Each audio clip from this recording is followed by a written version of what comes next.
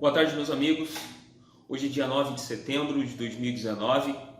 Mais uma vez eu quero compartilhar um vídeo com vocês aí inscritos no canal, para vocês que chegaram agora, que de alguma forma vieram através dos outros canais de denúncias, né?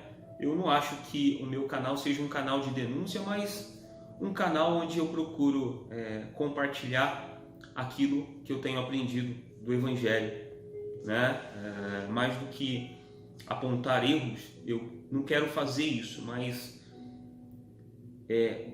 ir diretamente naquilo que está errado.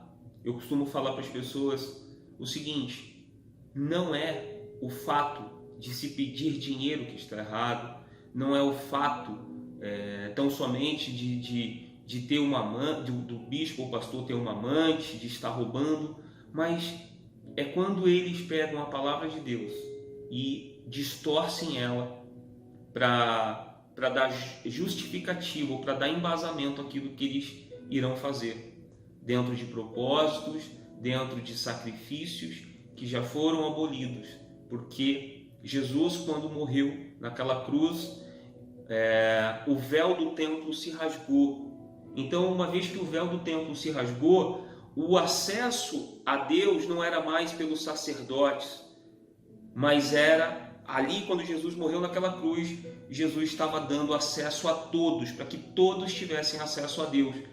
Então, quando eu aprendo que Deus vai agir na minha vida por aquilo que eu faço, quando eu sou levado a fazer determinados sacrifícios, é como se eu estivesse costurando aquele véu que foi rasgado quando Jesus morreu naquela cruz. Então, o meu papel, a minha função dentro dos vídeos que eu faço é fazer com que você pense, reflita e avalie diante da palavra de Deus esse ensino herético, esse ensino prejudicial a quem de fato e de verdade quer conhecer a Deus. Então, esse é o meu intuito, esse é o intuito dos meus vídeos. Então, para você que chegou até aqui, eu sou o Leandro Abreu. Para você que é novo no canal, e frequentei a Instituição Universal durante muitos anos da minha vida, e no meu processo de conversão ainda se deu dentro da instituição, mas quando de fato e de verdade houve esse processo de conversão, quando a graça de Deus chegou na minha vida, eu ainda estando dentro da Instituição Universal, através da palavra de Deus, as escamas foram caindo dos meus olhos, e ali eu tive um entendimento do amor e da graça e da justiça de Deus.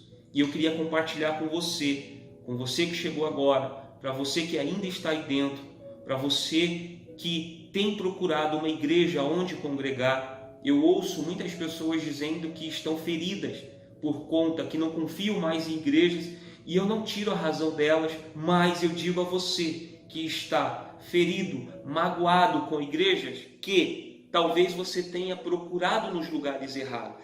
E a minha função, ou o que eu quero fazer, o que eu quero levar a você é identificar um lugar onde você possa buscar a Deus e congregar com os irmãos. Porque o ajuntamento de pessoas, ali é uma igreja. Então, necessariamente, você não precisa estar numa igreja, mas num ajuntamento de pessoas. E a igreja é um lugar propício para isso. O espaço que ali é destinado para o culto a Deus, não o culto às pessoas. Então, eu vou procurar ser bem breve neste vídeo para te ajudar a entender como a fé vem, como você pode ter mais fé, se é que é possível. Não, é possível, mas você entender como você pode buscar mais fé. E aí você vai ver que a maioria das igrejas estão erradas naquilo que ensinam, naquilo que elas pregam, naquilo que elas dão para os seus membros. Estão errados, eles estão errados. E muitas vezes não é por inocência, pelo contrário, é por serem tão viciados na glória deste mundo e no poder que uma liderança dá a uma pessoa, ou seja, estar à frente de uma igreja te dá um certo poder, te dá um certo status. E essas pessoas, elas se venderam para o Deus desse século por conta deste poder que ela exerce sobre as pessoas. Então, o meu combate vai sempre em cima dos ensinos e não dos erros de homens, não de falhas, de pecados, mas em cima do ensino que é errado. Então, eu queria dizer o seguinte, lá no livro de João, no capítulo 3, no versículo 16, você já deve ter escutado isso 1 milhão de vezes, diz o seguinte: porque Deus amou o mundo de tal maneira que deu o seu Filho unigênito, para que todo aquele que nele crê não pereça, mas tenha vida eterna. Então, Deus, no plano de reconciliação com o homem, porque Deus não precisava de reconciliação, quem precisa de reconciliação somos nós, que nascemos do pecado, lá do Éden, somos herdeiros do pecado, lá do Éden, de Adão e Eva. Então, todos nós nascemos debaixo de pecado, de maldição, por conta da natureza humana, ou seja, todos pecaram. Lá no livro de Romanos fala que todos pecaram e destituídos estamos da glória, da presença de Deus. Então nós precisamos desse Deus, do Senhor Jesus, que Deus deu para o mundo para que ele fosse, naquela cruz, nos reconciliar. Então o plano de salvação de Deus começa em Jesus. Então, quando nós cremos que Jesus morreu por nossos pecados e nós nos sujeitamos à palavra dele, quando nós nos sujeitamos aos ensinamentos dele, nós temos salvação. E aí que está a grande questão. Porque Deus amou o mundo de tal maneira que deu o seu Filho unigênito, para que todo aquele que crê nele não pereça, mas tenha vida eterna. Como eu vou crer que Jesus morreu numa cruz por mim, se eu não sou levado como se eu não sou levado, não.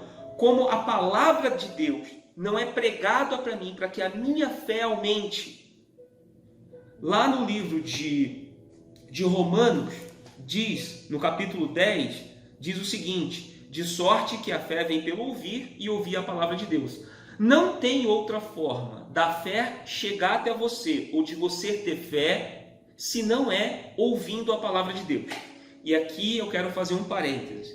Ouvir a palavra de Deus não é ouvir uma palavra para dar base num propósito, tá? Então a palavra de Deus não produz em nós esperança. Quando eu ouço os evangelhos, quando eu ouço uma exposição da palavra de Deus, seja dos evangelhos, seja do Antigo Testamento, que me remete ao Senhor Jesus, que me aponta para o Senhor Jesus, dentro de mim cresce uma esperança. Cresce a esperança de que Deus me assiste, de que Deus me escuta. E a minha fé, ela é despertada da palavra de Deus que é pregada. Ou seja, eu tenho mais fé pela palavra que me é pregada e não pela palavra que me é dita para que eu venha fazer determinados sacrifícios, determinados votos para aumentar a minha fé. O que você ouviu a vida inteira? O que eu ouvi a vida inteira? Que a minha fé viria, ou eu teria mais fé por aquilo que eu fazia, pela oferta que eu dava, que ia despertar a minha fé. Quanto mais eu desse, mais fé eu teria. Então, esse ensino é herético, esse ensino é de diabo, é de demônio, não provém de Deus. E eu estou dizendo que eu não. A palavra de Deus diz que a fé vem pelo ouvir a palavra de Deus. O apóstolo Paulo falou isso aqui. E aí Paulo, no capítulo 10 de Romanos, diz o seguinte: eu não vou ler todo o capítulo para não me alongar, mas eu gostaria que você que está ouvindo este vídeo fosse lá no capítulo 10 de Romanos, lesse um pouco antes, né, a introdução, para você ver por que Paulo estava falando isso. E aí você vai ver o seguinte, lá no capítulo 10, no verso 1, o capítulo 10 de Romanos vai do 1 até o 17. Eu vou me atentar só ao 14 e ao 17, que Paulo diz o seguinte: como, pois, invocarão aquele em quem não creram? E como crerão naquele de quem não ouviram? E como ouvirão se não há quem pregue? De sorte que a fé é pelo ouvir, e ouvir a palavra de Deus. Já naquele tempo, o apóstolo Paulo estava exortando, dizendo que aqueles que se propuseram a falar da palavra de Deus, de pregar a palavra de Deus e o santo evangelho, já era escasso, já não tinha, a mão de obra era pequena. Quanto mais nos nossos dias, onde a grande maioria dos líderes estão mais preocupados em arrebanharem pessoas para o inchaço da igreja, para que a igreja se expanda e cresça, mas ela não cresce em qualidade, ela não cresce no reino de Deus, ela cresce no mundo material. Pessoas materialistas, pessoas preocupadas em resolverem somente os problemas delas, e não em conhecerem a Deus, e não se reconciliarem com Deus. Então ela tenta fazer isso como pano de fundo, ela busca agradar a Deus, mas dentro dela o desejo de ter uma vida de qualidade, de ter uma vida transformada, é maior do que o desejo de conhecer a Deus e buscar a graça dele para que ela seja lavada, remida, perdoada dos seus pecados. Então ela divide no ensino que ela recebe, porque a fé dela só vem pelo que ela faz, pela oferta que ela dá, pelo altar que ela sobe. Então, quanto mais vezes ela sobe nesse altar de pedra da instituição, quanto mais vezes ela faz sacrifício, ela acha que a fé dela é despertada, quando na verdade ela só vai tendo palavras motivacionais, que todo tempo ela precisa abastecer, se encher, porque palavra de motivação, ela cessa por algum tempo, ela te enche de não esperança, mas ela te enche de desejos de que vai dar certo, de que você vai buscar, e aí quando você começa a encarar a semana, você percebe que os problemas são muito maiores. Então você vai desanimando. O que você faz? Você vai lá na igreja novamente para ouvir essa palavra de motivação. Ou seja, não é a palavra de Deus, mas é uma palestra motivacional, muitas vezes com exemplos seculares de pessoas que venceram aqui neste mundo. Às vezes testemunhos de pessoas dentro da igreja que viviam uma vida miserável e hoje têm uma vida de qualidade. Então eles utilizam o testemunho dela para poder fazer com que você se motive a buscar isso. E Jesus está falando, o apóstolo Paulo está dizendo o seguinte: a fé vem pelo ouvir a palavra de Deus. A fé vem pela exposição da palavra. Se existe palavra, existe aumento de fé. Se existe palavra, existe esperança nas pessoas. Então, quando eu quero fazer com que as pessoas tenham fé por algo que elas fazem ou por aquilo que elas colocam dentro do envelope, seja a oferta, uma oferta boa, uma grande oferta ou tudo dela, a fé dela não vai vir por isso. Isso não é bíblico. Isso não é bíblico. Isso não está nos evangelhos. A sua oferta nunca vai aumentar a sua fé. A sua oferta, no máximo, vai mexer com o seu ego, vai mexer com o seu brio ali por algum momento, porque de repente esse pastor vai falar que você está no caminho certo, que Deus vai se manifestar na sua vida. Isso não vai acontecer nunca na sua vida, e se acontecer, é misericórdia e graça de Deus, não foi porque você fez, porque Deus não trabalha com o que eu faço, Deus não trabalha, ou Ele não me abençoa pelo que eu faço, pelo sacrifício que eu faço, pela oferta que eu dou. Deus ele não usa esse parâmetro para me abençoar. Deus ele me abençoa porque eu me sujeito à palavra dele, porque eu creio que ele está no controle de todas as coisas, e se ele me abençoar, aquilo que ele me abençoar, eu vou pôr à disposição do reino. E eu não preciso de riquezas para ser útil no reino de Deus. Eu não preciso de dinheiro para ser útil no reino de Deus. E muitas pessoas se enganam ainda nisso, porque elas acham que se elas forem prósperas, elas vão poder contribuir mais com o reino. E o reino de Deus não se contribui com dinheiro. Você quer se contribuir no reino de Deus? Você quer ser útil no reino de Deus? Doe seu tempo, dê o seu tempo. Ouça, fale do amor do Senhor Jesus, fale da graça, fale para aquelas pessoas que ainda não conhecem o amor de Deus, que Jesus veio, que morreu naquela cruz pelo pecado dela, pelo seu pecado, pelo meu pecado, e que para ela existe esperança, que mesmo diante de tantas maldades que ela tenha feito, existe esperança para ela na cruz de Cristo, quando ela se sujeita, quando ela ouve a palavra de Deus. Por isso que o apóstolo Paulo está dizendo: mas quem vai levar?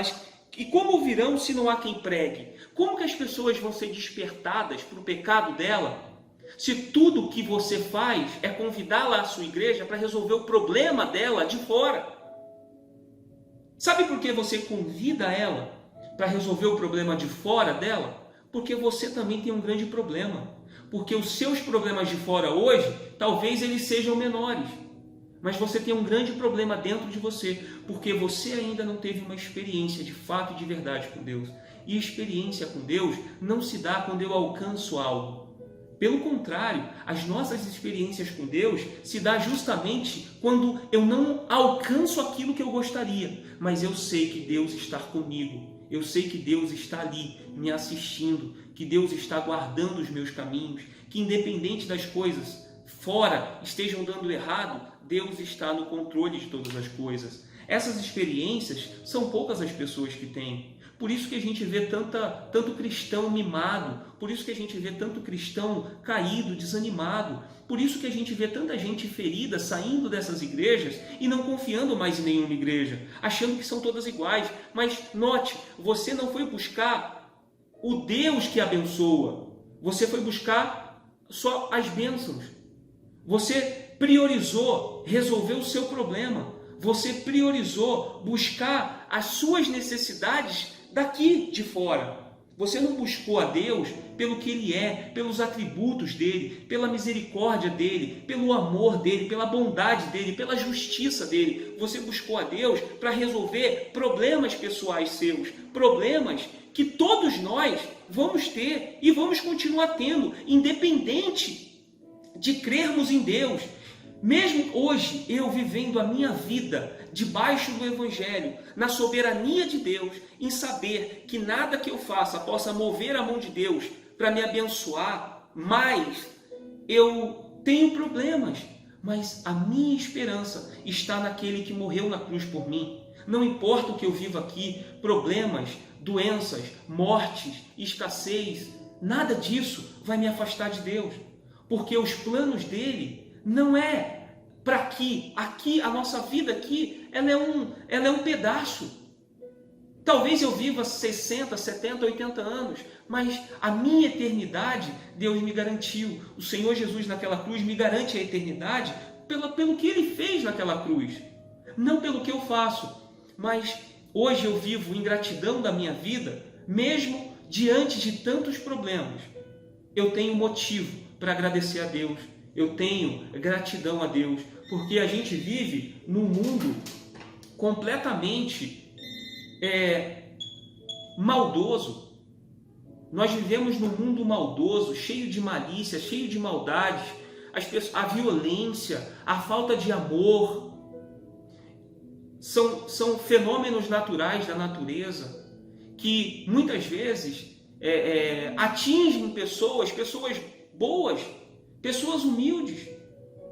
E Deus, ele de certa forma, Ele tem me guardado dessas coisas. Ou seja, mesmo que eu não veja as bênçãos dEle, mesmo que eu não tenha a vida que eu, Leandro, gostaria de ter, eu sou grato pela vida que eu tenho. Eu não coloco Deus na parede para me abençoar mais. Não, eu tenho gratidão por aquilo que Ele fez, da onde Ele me tirou, do que Ele me livrou. Então, os ensinos estão errados. Quando você busca aumentar a sua fé por propósito, por oferta, por sacrifício, essa maldita fogueira santa, eu digo maldita porque é maldita mesmo, gente. O dia que vocês forem despertados para esse engodo, para esse engano, você vai perceber, eu tenho nojo disso, eu tenho nojo desse ensino. Porque esse ensino só faz nós crermos em nós mesmos. Só faz nós crermos que a nossa fé a gente pode ter uma fé tão grande que a gente pode dar ordem a Deus fazer coisas que Ele não vai fazer. Então eu me coloco em igualdade diante de Deus por aquilo que eu deixei de fazer de errado. Então agora eu dou uma grande oferta ou uma gorda oferta e eu vou usar a minha fé para exigir que Deus me traga de volta o meu marido que saiu de casa porque ele percebeu que eu sou chata, que eu sou chato. No caso eu como homem, minha esposa foi embora porque eu não a valorizei, porque eu a traí, porque eu menti. Aí ela resolve ir embora e eu falo, não, agora eu vou fazer sacrifício e vou trazer minha esposa de volta. Só que quem foi errado fui eu, é um direito dela de ir embora. Embora Deus possa restaurar o casamento ou o meu casamento, mas foi escolha minha de fazer coisas erradas e agora eu vou fazer o sacrifício para trazer a minha esposa de volta. Então, nós somos traídos e enganados pelas nossas próprias cobiças. Então, quando eu falo que não tem inocente, é porque você vai buscar Deus pelo motivo errado. Você não busca Deus pelo que Ele é, você busca pelo que Ele pode te proporcionar. A sua fé só vai vir se você ouvir a palavra de Deus, não para discutir opiniões ou conhecimentos, mas para que a esperança do Evangelho nasça dentro de você. A graça do nosso Senhor ressignifica toda a nossa vida. A graça nos traz esperança de vida, de viver. Mesmo em meio ao caos, nós temos esperança, porque Ele cuida de nós.